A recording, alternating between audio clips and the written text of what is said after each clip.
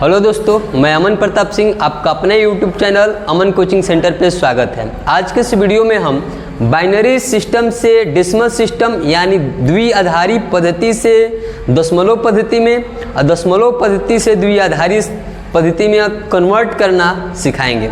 क्योंकि यहाँ से अब जो भी परीक्षा हो रहे हैं, एक क्वेश्चन कम से कम एक क्वेश्चन तो निश्चित रूप से आ रहा है। तो इस वीडियो को आप पूरा अच्छे तरीके से देखिएगा ताकि आप समझ सकें कि बाइनरी सिस्टम से डेसिमल सिस्टम में या डेसिमल सिस्टम से बाइनरी सिस्टम में कैसे कन्वर्ट किया जाता है।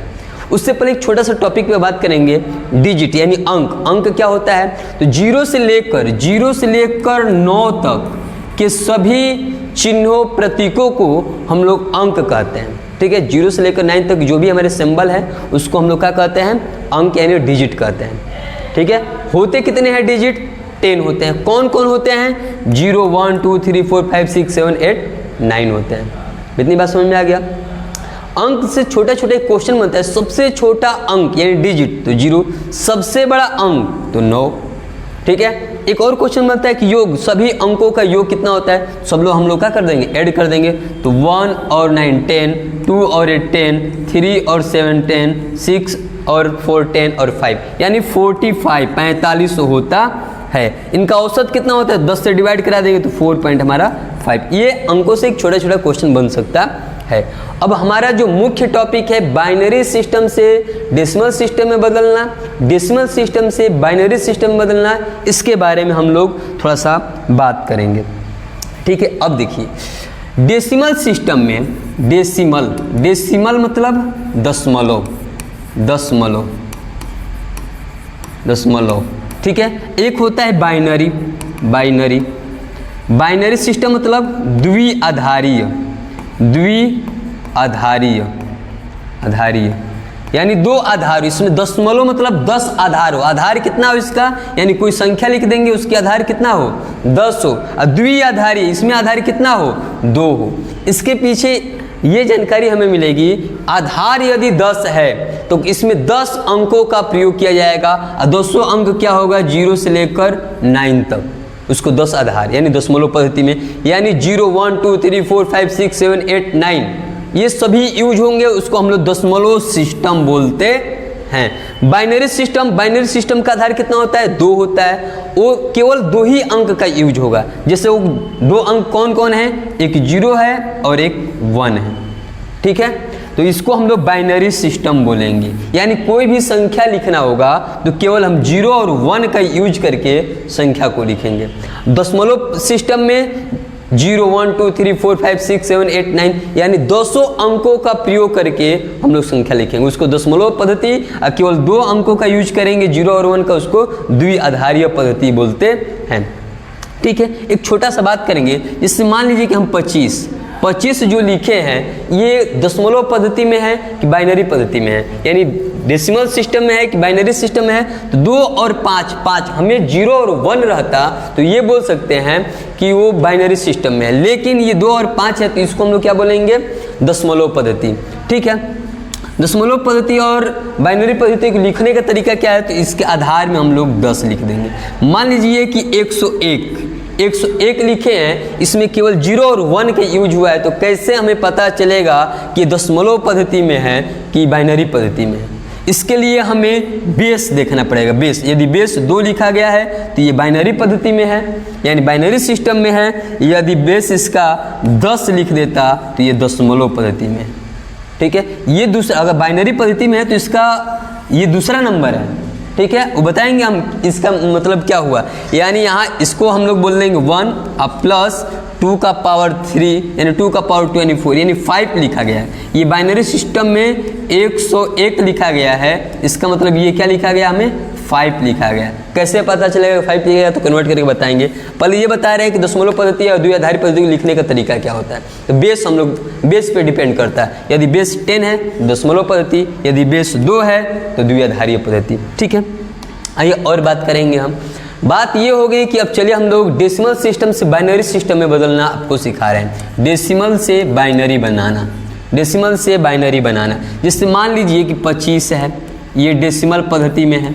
डेसिमल सिस्टम में है, इसको द्विआधारीय पद्धति में कैसे चेंज करेंगे, तो कुछ नहीं, डिवाइड कराएंगे हम लोग 2 से, यहाँ 25 लिख देंगे और 2 से डिवाइड कराते हुए चलेंगे और इधर क्या लिखेंगे हम लोग, रिमाइंडर लिखेंगे, इधर जो भी हमारा रिमाइंडर बचेगा यानी शेषफल बचेगा उसको लिखेंगे। अगर 2 से डिवाइड कराएंगे 12 टाइम्स रिमाइंडर 1, फिर 2 से डिवाइड कराएंगे हम लोगों का क्या हो जाएगा, ये 6, यहाँ पर रिमाइंडर 0, फिर 2 से डिवाइड कराएंगे 3, रिमाइंडर 0, फिर 2 से डिवाइड कराएंगे यहाँ पर 1 और यहाँ पे 1।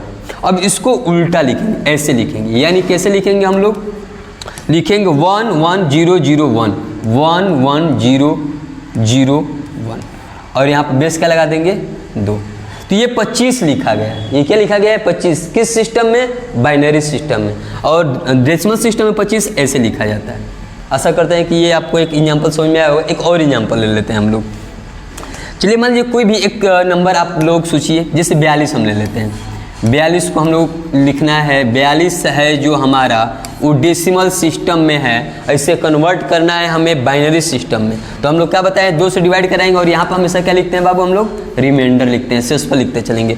2 से डिवाइड कराएंगे ये कितना हो जाएगा 21 और यहाँ पर रिमाइंडर 0, फिर 2 से डिवाइड कराएंगे ये कितना हो जाएगा 11 नहीं 10 और यहाँ पे 1, फिर 2 से डिवाइड कराएंगे 5 0, फिर 2 से डिवाइड कराएंगे 2 1, फिर और हम लोग की कहानी बढ़ती जाएगी, 2 से डिवाइड कर देंगे 1 1 और इसी को हम लोग क्या लिख देंगे, उल्टा लिख देंगे। क्या लिखेंगे हम लोग 1 1 1 0 1 0 1 1 1 0 1 0 और ये हमारा क्या लिखा गया है 42 लिखा गया है।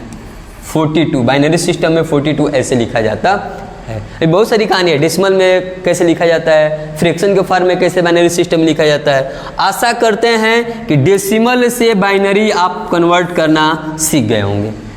ठीक है, अब बात ये होगी कि बाइनरी से डेसिमल में हम लोग कैसे कन्वर्ट करेंगे, इसके बारे में थोड़ा सा बात हम लोग कर देते हैं। अब बाइनरी से हमें डेसिमल बनाना है। जैसे मान लीजिए कि क्वेश्चन दे दिया 1 1 0 1 बाइनरी सिस्टम में है, इसको हमें किस में लिखना है, डेसिमल सिस्टम में लिखना है, दशमलव पद्धति में लिखना है। तो कुछ नहीं होता है, यहाँ पे जो भी हमारा कहानी है 1 1 0 1 लिखा गया है, ठीक है। तो यहाँ पे जो भी रहेगा 1 × 2 का पावर 0 प्लस यहाँ पर जो है 0 × 2 का पावर 1, यानी पहले पावर 0 था, 1 2 3 4 5 ऐसे पावर बढ़ता जाएगा और जो भी रहेगा उसके साथ हम लोग मल्टीप्लाई, फिर प्लस यहाँ पर 1 है तो 1 × 2 का पावर 0 1 और यहाँ पे क्या हो जाएगा 2, ठीक है। फिर प्लस अब यहाँ पर 1 है तो 1 × 2 का पावर, यहाँ पर पावर कितना हो जाएगा 3। अगर इसको हम लोग सॉल्व करेंगे तो 2 का पावर 0 मतलब 1 और 1 का मल्टीप्लाई 1 में तो 1, प्लस है तो प्लस, 2 का पावर 1 मतलब 2 है, 2 का मल्टीप्लाई 0 में करेंगे तो क्या हो जाएगा 0 प्लस 2 का पावर 2 का पावर 2 मतलब 4 है, 4 1 जा 4 प्लस अगर 2 का पावर 3 मतलब 8 8 1 जा 8, इसको ऐड करेंगे तो कितना हो जाएगा 8 4 12 12 1 13 लिखा गया था, ठीक है। बाइनरी सिस्टम में ये क्या लिखा गया, हमें 13 लिखा गया है। समझ में आ रहा है।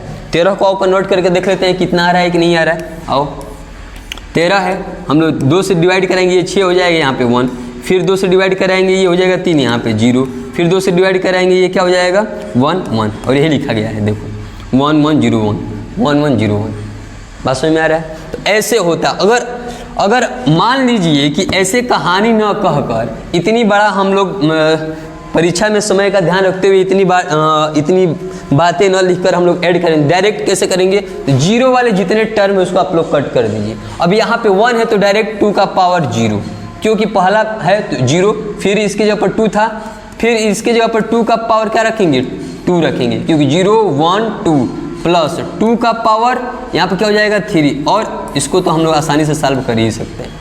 एक और एग्जाम्पल लेंगे तो हमें अच्छे से समझ में आएगा। जैसे मान लीजिए हम 25 ही बात किए थे, 25 को हम लोग क्या लिखे थे जी, खैर नहीं याद है, 0 1 0 1 1 0 0 1। ये कहानी है बाइनरी सिस्टम में और कन्वर्ट करना हमें डेसिमल सिस्टम में। यहाँ पे 0 वाला टर्म को हम लोग काट देंगे, ठीक है। 1 है तो 2 का पावर 0 प्लस, क्यों 0 पावर लिखे, क्योंकि पहला स्थान पे है। उसके बाद 1 2 3 2 का पावर 3 प्लस 2 का पावर 4 5 6 और प्लस 2 का पावर 6। अब इन लोगों का वैल्यू हम लोग चेंज कर लेंगे, इसका वैल्यू 1 प्लस 8 प्लस 16 और प्लस इसका कितना होता है जी 64। अब ऐड कर लीजिए आप, आंसर हो जाएगा, ठीक है। आशा करते हैं कि आप ये कहानी समझ में आया होगा। एक चीज़ बस लास्ट पॉइंट हम आपको बताएंगे कि मान लीजिए कि 1 1 0 1 0 1 0 या ऐसे है एक द्विआधारीय में। एक और हम बात बोल दिए कि 1 0 1 0 0 1 1 0 ऐसे है, ये भी दो आधारीय में। कभी कभी क्वेश्चन आता है कि 4 ऑप्शन आपको दे देगा, 4 ऑप्शन में ऐसे 4 ऑप्शन रहेगा, बोलेगा कौन सम संख्या है कौन विषम संख्या है। बाइनरी सिस्टम में तो कैसे पता हो, तो कन्वर्ट करना पड़ेगा। इसके लिए एक आसान तरीका है कि यदि पहला यहाँ पे यूनिट प्लेस पे 0 है तो वो सम यानी इवन होगा, यदि ऑड है यानी 1 है तो ये ऑड होगा, ऑड मतलब विषम होगा।